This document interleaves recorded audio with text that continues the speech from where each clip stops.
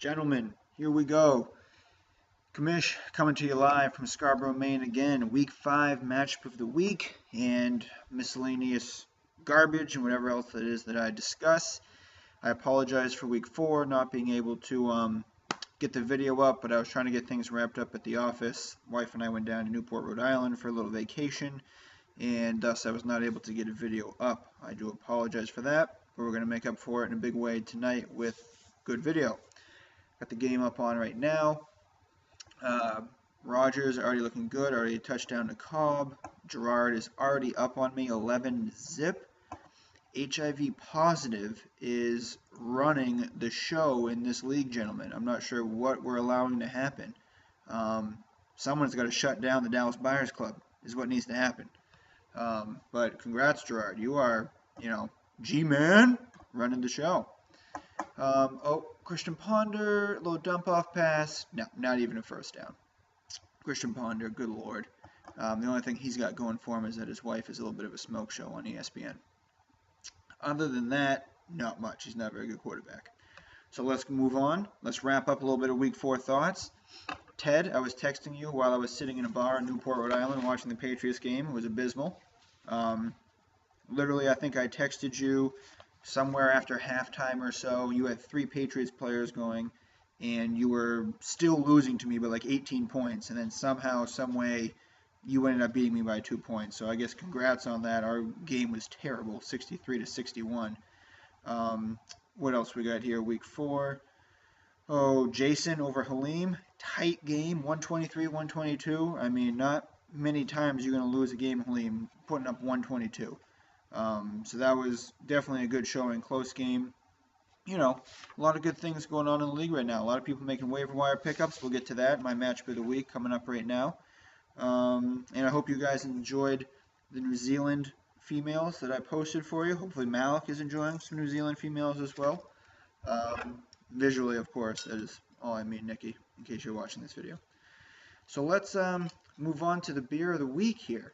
What was I drinking when I talked to you at the bar, Ted? I guess I could count that somewhat as a beer of the week. Oh, shoot. Some nut brown ale. I can't remember specifically. It was pretty good, though. So, this week, this is what we're rolling out. Let's get that up on the screen. Got a little Long Trail Imperial Pumpkin. It's now October. I don't feel bad about drinking a pumpkin beer. I have yet to drink one until this day. I'm going to use my new glass that I picked up. I don't know if you guys can see that.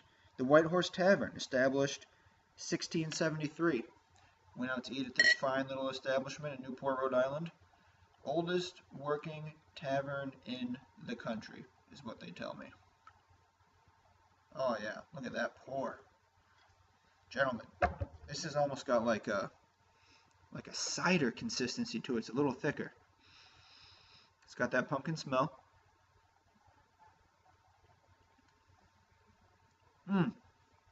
Interesting. Interesting flavor. I kind of like that. 8% by volume, so it is a little potent. It'll get after you a little bit. Pumpkin and spices. I definitely taste the spices. I like it. It's not too sugary. Sometimes the Shipyard's a little too sugary, and they dress it up with all the cinnamon and shit on it, and they put like vanilla in it, and they start trying to make you drink it in August. It's a little weak on Shipyard's part. I'm trying to stay away from the Pumpkinhead. It's a little too commercialized these days. Okay, focus. Here we go. Matchup of the week. I love it. We got the brothers going head to head, both having reasonably good seasons. We got Eamon, TDs, in your face. Not wrong with that. Can't get mad at him for that. TDs in your face versus Malik's team, Team Arby's. So here we go. Let's break it down, shall we? We've got, well, I'm assuming, Eamon, you're going to put in Peyton Manning and not leave Ryan Fitzpatrick in. So I'm operating under that assumption. So we've got Peyton Manning versus Andrew Luck. So far, to date, Peyton, 8 touchdowns, 1 interception. Very consistent. Andrew Luck, 13 touchdowns, 4 interceptions. He airs it out a little bit more. You pay for it a little bit more with some interceptions, but he is looking to move the ball down the field. Andrew Luck is averaging 29.25 points thus far this season. Peyton Manning is only averaging 22.3 points per game so far. Both of the defenses they're going up against are pretty respectable. Arizona only allowing 15 points per opposing quarterback. Oh, nice play, Green Bay. And Baltimore only allowing 15.25 points per opposing quarterback. So both defenses are pretty stout. Luck averaging more points. I think, I'm going to give Luck the advantage here, mainly because Peyton just, I don't know what it is. He's not throwing it quite as much. He's not, Demarius hasn't looked himself. I'm not sure, Wes is still, doesn't know what's going on upstairs. So things just not, flowing like they're supposed to. So I'm going to go with Luck. I think he gets 24 points. Peyton, I'll give him 18. Eamon, make sure you get him in your lineup. Oh boy. There we go. Jordy Nelson just, making things happen here. This is, live as I'm talking to you right now. A little Lambeau Leap, Green Bay is going to be a smokeout. Okay, let's move on. Running backs. Eamon's got Le'Veon Bell and CJ Spiller. Malik's got Foster and Bush. I'm going to go with Eamon here with the running backs. Le'Veon Bell, arguably the best running back in the league right now, maybe along with DeMarco Murray and Marshawn Lynch. CJ Spiller, a little bit of a share time with Fred Jackson, but, he can break it out at any point.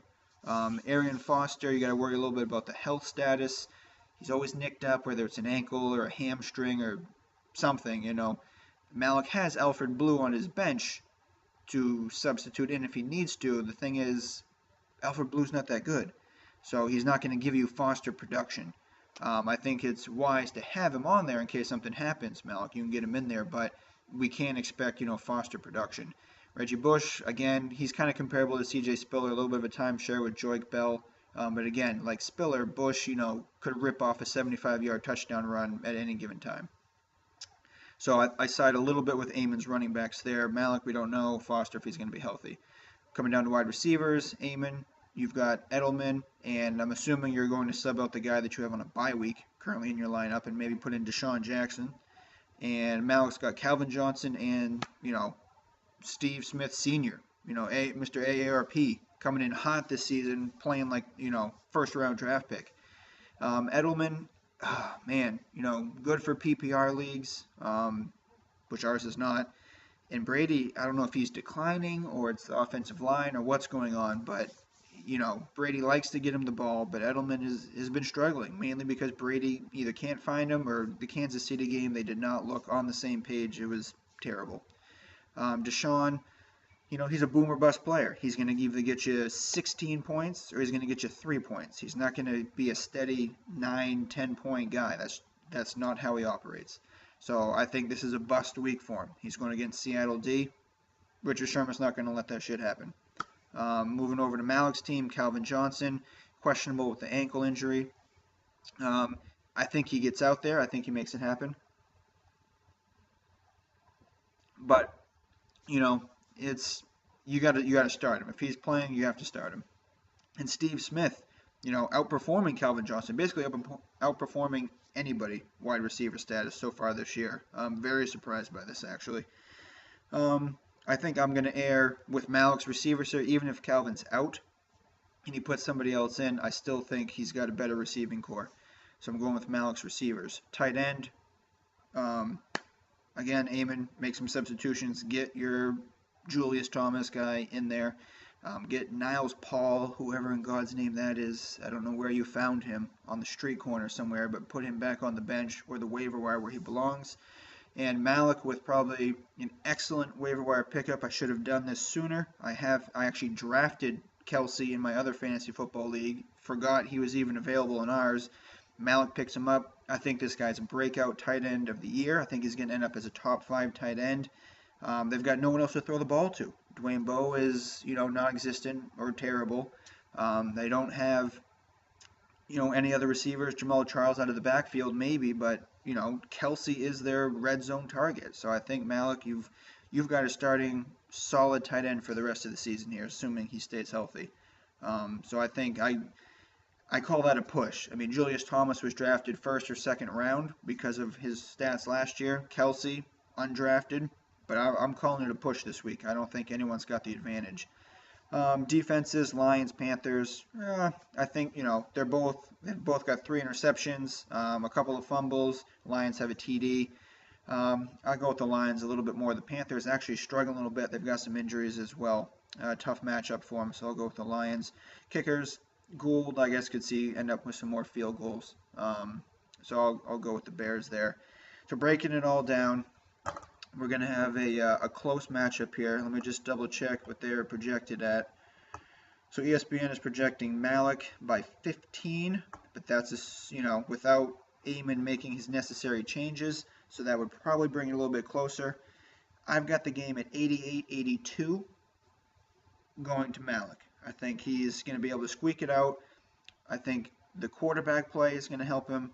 Even though Amen's got the better running back, the better tight end, I think overall Malik's got a better combination of players with, Calvin, Smith, Kelsey, Bush as well. A little dicey to have 2 guys on the same team, but I think Malik squeaks it out, and I think, he starts to give Gerard a little run for his money. We're going to start to get a little separation in the league now. People are going to start to really separate themselves.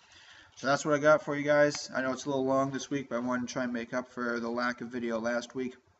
Hope everyone's doing well. Not a lot of activity on the message boards.